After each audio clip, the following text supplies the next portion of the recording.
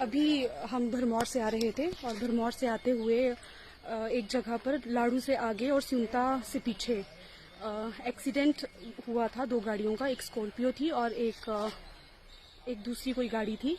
तो उन लोगों ने जो थी वो गाड़ियां दोनों बीच में रोक के रखी थी और वहाँ एक लंबा जाम जो था वो लग गया था। और मेरी मम्मी जो हैं वो सिउंता में हमारा वेट कर रही थी। वो सिउंता एक शादी में आई थी और उनकी जो तबीयत है वो थोड़ी ख़राब हो गई थी, तो हम उनको हॉस्पिटल ले जाने वाले थे। तो गाड़ी से उतरकर मैंने उनको रिक्वेस्ट की, उन आंटी को जिनकी शायद स्कॉर्पियो गाड़ी थी, उन आंटी को रिक्वेस्ट की कि आंटी जी आप प्लीज़ हमारी जो गाड़ी है वो निकलने दीजिए, क्योंकि हमारा एक पेशेंट जो है वो आगे वेट कर रहा है और हमको हॉस्पिटल जाना है। तो उन आंटी ने कहा कि एडमिट है ना आपका पेशेंट, मतलब एडमिट रहने दो उसको।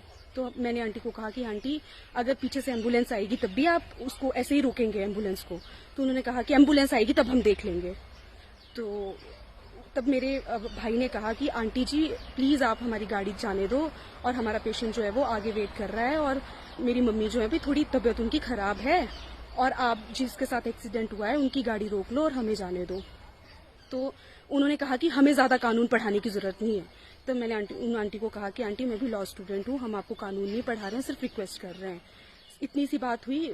एक अंकल थे, उन्होंने गाड़ी चलाई, मतलब गाड़ी हटा दी, दोनों गाड़ियाँ साइड हो गई और हमने अपनी गाड़ी निकाली और हम अपनी गाड़ी लेकर जो है वो वहाँ से आ गए। हम अभी उस स्पॉट से मे बी 2-3-4 किलोमीटर ही आगे पहुँचे थे और वहाँ पे एक पुलिस वालों की गाड़ी आई। हमारे आगे न्यू प्रेम बस चली हुई थी। न्यू प्रेम बस को उन्होंने पहले रोका, उसको साइड किया और फिर हमारी गाड़ी रोकी और हमारे डॉक्यूमेंट्स जो हैं वो ले लिए और हमें कहा कि आप सिउंता पुलिस चौकी पर जाकर हमारा वेट करो, हम आपकी जिन्होंने कंप्लेंट की है उस पार्टी को लेकर आते हैं और उससे पहले आप कहीं नहीं जा सकते। और हमारी गाड़ी के डॉक्यूमेंट्स जो हैं वो रख लिए।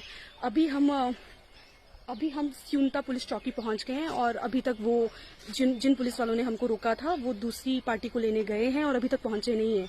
और मेरी मम्मी जो है अभी भी यहीं सिउंता, मतलब 50 मीटर की दूरी पे हमारा वेट कर रही है बस स्टैंड पे कि हम आएंगे और उनको हॉस्पिटल लेकर जाएंगे।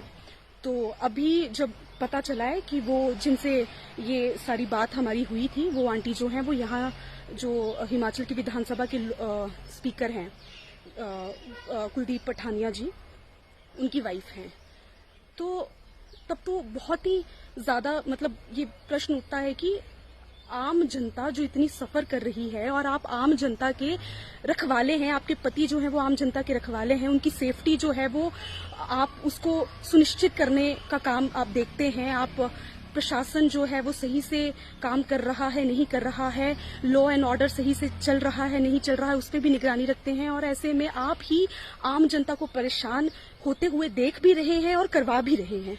तो ये कितना गलत है। मतलब अभी भी हम यहाँ खड़े हैं, हमको वेट करने के लिए कह दिया गया जबकि हमारी कोई भी गलती नहीं है। गाड़ी का एक्सीडेंट किसी और गाड़ी के साथ हुआ है, वो वहां पे ऑलरेडी रुके हुए हैं। अभी मुझे पता है कि वहां कितना टाइम लगने वाला है। मतलब हम यहाँ पे अभी, मतलब हमारा पेशेंट बीमार है, हमको उसको हॉस्पिटल लेकर जाना है और ये चाहते हैं कि हम यहाँ अभी भी रुके रहें। तो ये जिस प्रकार जो यहाँ के लोग, यहाँ के जो स्पीकर हैं उनके द्वारा, उनकी वाइफ के द्वारा जो ये तानाशाही की जा रही है ये बिल्कुल निंदनीय है। और अभी मेरी ये हालत भी नहीं है क्योंकि मेरी मम्मी बीमार हैं और इस सिचुएशन में हम यहाँ खड़े हैं। तो मैं सिर्फ यही कहूंगी कि आप लोकतंत्र बचाने की बात करती है ये सरकार, जिस पार्टी से आप बिलोंग करते हैं। आप कहते हैं लोकतंत्र खतरे में है और आज मुझे विश्वास हो गया है कि लोकतंत्र सच में खतरे में है।